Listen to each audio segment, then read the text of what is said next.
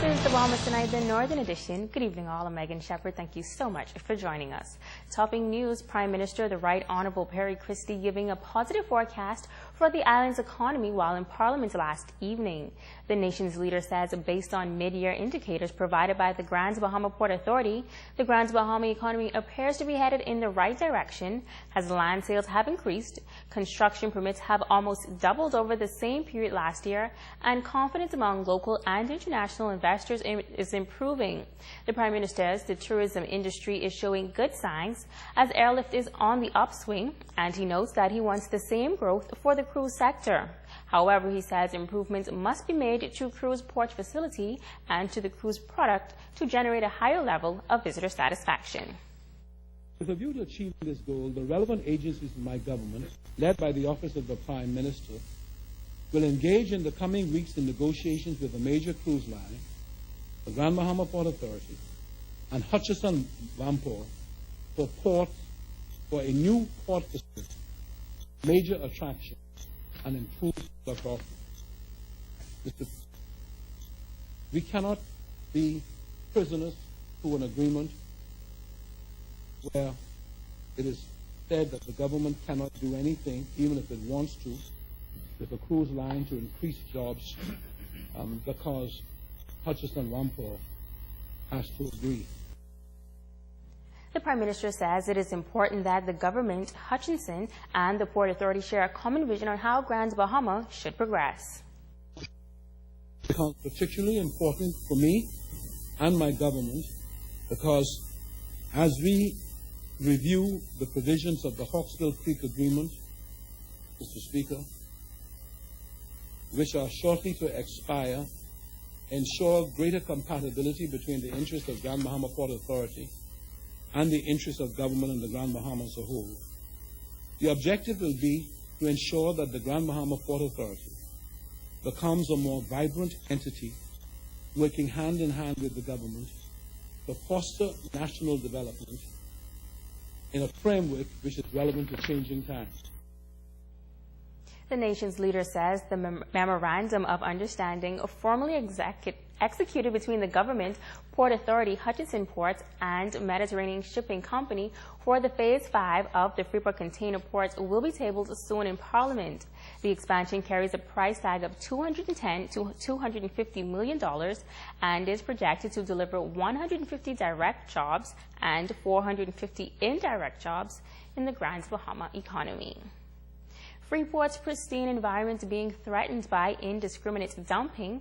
The Royal Bahamas Police Force and the Grand Bahama Port Authority have teamed up to stamp out this problem, and officials say they are taking a zero-tolerance approach. Sabrina Brown reports. Indiscriminate dumping is becoming more of a challenge here on Grand Bahama. On Thursday morning, our news team, accompanied by police, went to two sites of major concern. We saw a variety of discarded items, from old appliances to electronics, and even invoices from a local business establishment. But what was even worse was what appeared to be a tire farm in an area just off the Grand Bahama Highway.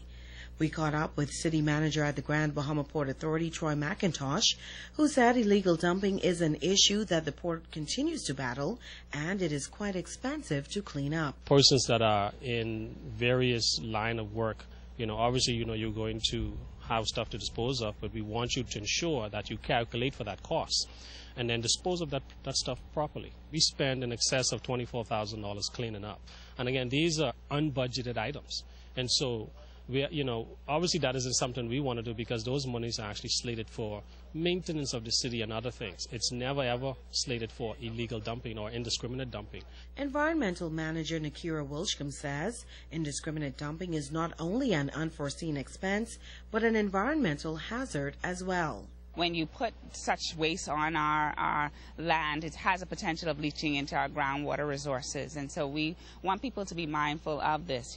They're not just disposing it in a landfill, which is lined, but they're disposing it on the land. And so that can certainly go into our groundwater resources and contaminate our resources. We have a landfill that's properly designed to receive waste, and we want to encourage persons to utilize this landfill. Wilshcombe says they have noticed a disturbing trend. We look through the indiscriminate visit sites and look through the debris that's dumped, it is from places of businesses. And so we're encouraging and sending a special appeal to businesses to refrain from doing such things. Now, a sign is clearly posted at the entrance of one of the dump sites stating that the area is being monitored by security cameras.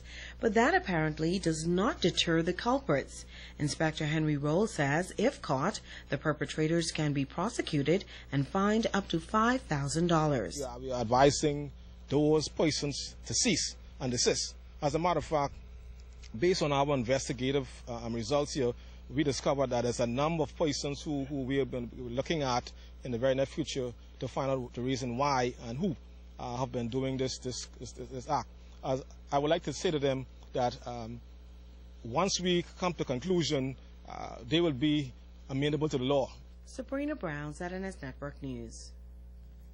An overnight shooting in Coral Reef Estates has left a man with serious injuries. The 26-year-old man told police that sometime around 8 o'clock last night, while in the Coral Reef Estates area, a male unknown to him pulled out a gun and fired several shots, hitting him in the lower right leg. The victim was transported to hospital in a private vehicle where he is currently detained. 2 males were arrested and are assisting police with investigations into this matter. Immigration officers foiling another alleged human smuggling attempt on Grand Bahama. A group of Haitian nationals were arrested at Xanadu Beach around 7 yesterday morning after officers reportedly received information that a group of migrants were about to be smuggled to the United States by boat. 4 persons were hiding in the bushes, along with a 5th person who turned out to be a Bahamian of Haitian descent. Reports say the 4 Haitian nationals arrived by boat from Haiti about 2 months ago and were in the country without a valid status. The 4 Haitian nationals are expected to be transported to the detention center in the capital and deported to Haiti. The 5th person was released after presenting his Bahamian passport. Now, earlier this week, 12 Brazilians were found hiding out in a hotel room in Lucaya. They were transported to the detention center yesterday. Just a few hours left for campaigning for candidates in the local government elections, but for the East Grand Bahama District, very little campaigning is needed, as candidates in the majority of the areas have been elected unopposed. Natalie Martinborough has the story. Elections will be held in 2 of the 6 polling divisions in the East Grand Bahama District, Sweetings Key and the Pelican Point McLeanstown area. Polling Division 1, Sweetings Key, 7 candidates nominated, but only 5 are needed. The candidates are Eleanor Tate, Wilson Bevins, Floyd Feaster, Calvin Mitchell, James Pyfrom, Alexander Russell, and Shervin Tate. In the Pelican Point, McLeanstown area, polling division 6, voters will elect 3 of the 4 candidates. The names on the ballots: Wilton Thomas, Daniel Bain, Franklin Pinder, and Joseph Thomas. In High Rock, polling division 2A, Pedersen Ballou, Magdalene Mader, Elvina McIntosh, and Erica Roberts were elected unopposed. In the Freetown, Bevanstown, Gambia Point, and Gold Rock Creek Town area, Glenroy Cooper and Marcus Cooper were elected unopposed. Hiram Arthur Heald will represent Water Key, and Clifford Eden was elected unopposed for the Maida Town, Smiths Point, and Langtown area. Natalie Martinborough, ZNS Network News. Stay with us. The Bahamas Tonight, the Northern Edition continues after this.